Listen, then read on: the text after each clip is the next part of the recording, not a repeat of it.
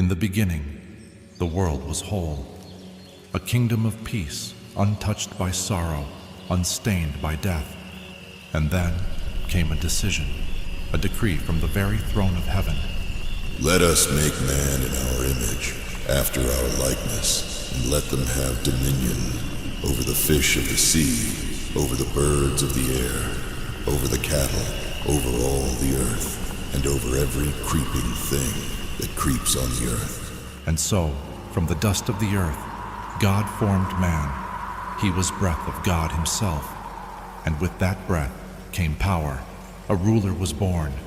Man was not made as a servant, nor as a mere creation.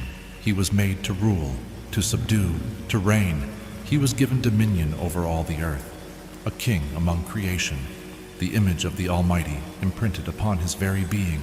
The Lord prepared a home for him, a garden, Eden, a land overflowing with beauty, a realm where heaven touched the earth. And in this garden, God planted two trees. One, the tree of life, a promise of eternity. The other, the tree of the knowledge of good and evil. You may eat freely of every tree in the garden, but of the tree of the knowledge of good and evil you shall not eat. For in the day that you eat of it, you shall surely die. And then the Lord said, It is not good that man should be alone. I will make him a helper, fit for him. So from man's own flesh the Lord formed woman, Eve, a companion, a gift, a reflection of the beauty of God, and together they were blessed. The world was theirs, every kingdom of the earth, every living thing given into their hands. But above all else, they had fellowship with God. The voice of the Almighty was not distant. It walked among them. They knew His presence. There was no fear, no shame, no death, only life, light, and perfect communion. But there was something else. There was someone else.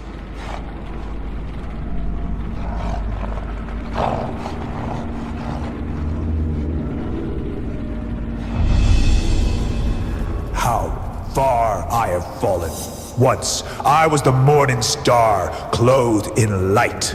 I walked among the flames of the Most High. I stood before His throne. I was perfect, until iniquity was found in me. So He said, I was cast down, stripped of my splendor, stripped of my throne, stripped of the power that was mine. And yet, all that was taken from me was given to them. These creatures, frail, weak, dust-born, He has crowned them with the glory that should have been mine, given them dominion over all the earth. They do not deserve it, but if I have lost my throne, then so shall they. I will take it back. I will corrupt them. I will deceive them. I will drag them into ruin as I was dragged down. And you, my friend, will go in my place.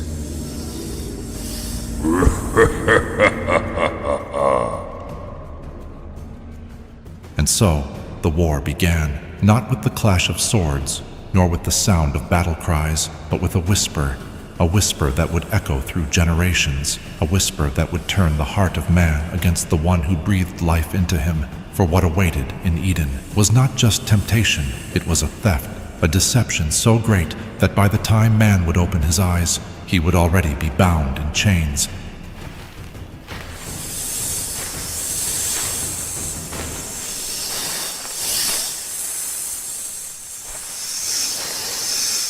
Has God indeed said, You shall not eat of every tree of the garden?